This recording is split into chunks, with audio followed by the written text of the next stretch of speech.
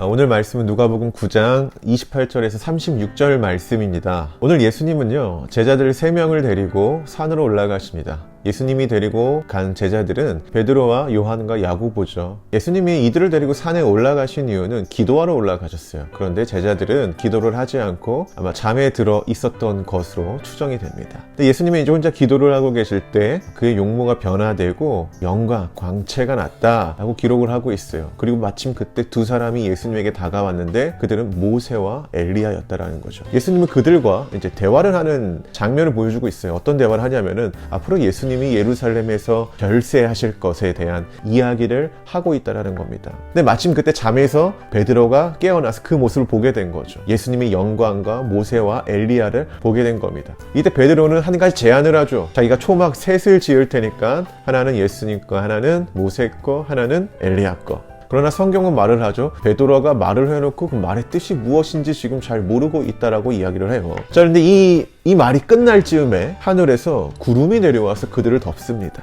그리고 이 구름 속에 모세와 엘리야와 예수님이 들어가게 되는데 제자들은 그 모습을 보고 두려워하죠.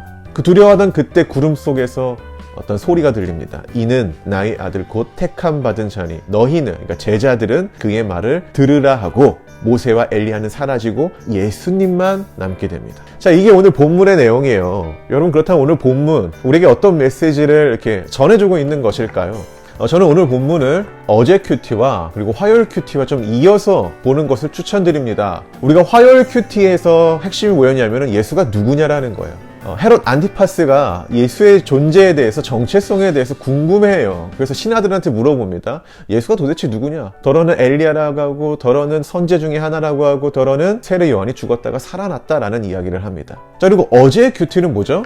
예수님이 제자들한테 질문을 해요. 사람들이 나를 누구라고 생각하느냐? 그때 이제 똑같은 대답이 나오죠. 어떤 이는 세례 요한, 어떤 이는 엘리야, 어떤 이는 선지자 중에 하나다. 자, 그때 이제 예수님이 이 질문을 제자들에게 합니다. 너희들은 나를 누구라고 생각하느냐? 그 질문에 베드로가 대답을 하죠. 하나님의 그리스도이시다. 그러니까 메시아다라는 이야기를 해요. 그런 다음에 어제 큐티의 내용이 그리스도에 대한 이야기를 쭉 말을 합니다. 그러한 측면에서 오늘 본문도요, 예수가 누구냐라는 주제를 갖고 조금 더 확장돼서 보는 게 맞는 것 같습니다. 자, 그렇다면 오늘 본문에서 말하는 예수님은 누구일까요?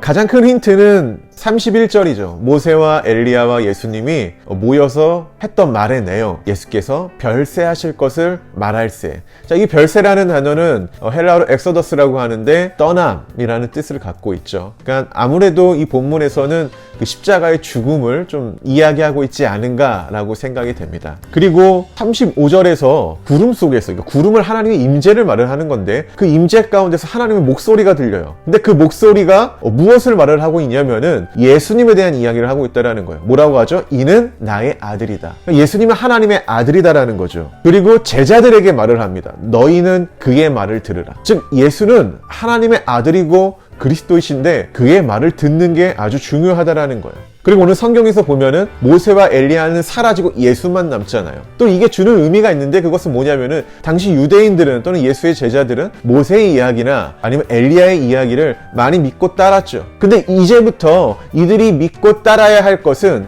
모세의 이야기나 엘리야 이야기가 아니라 예수의 이야기를 듣고 순종하며 살아가야 된다는 겁니다. 앞으로 예수님은 십자가의 길을 걸어갈 것이라는 것을 예고하셨어요. 그 다음 제자들에게 하는 말은 무엇입니까? 너희가 그 길에 함께 동참해라 라는 말인 거죠.